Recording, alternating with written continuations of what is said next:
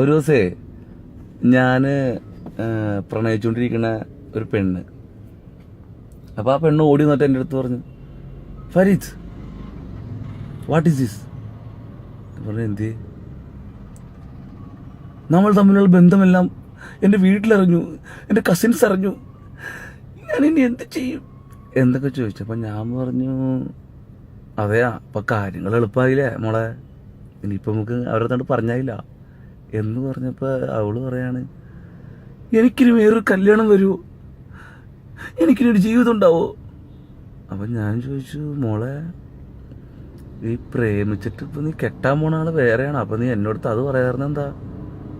എനിക്കൊന്നും കേൾക്കണ്ട, leave me alone, leave me എന്നും പറഞ്ഞു. അപ്പം നമ്മളാരായി? ശശി, റോക്ക് ശശി.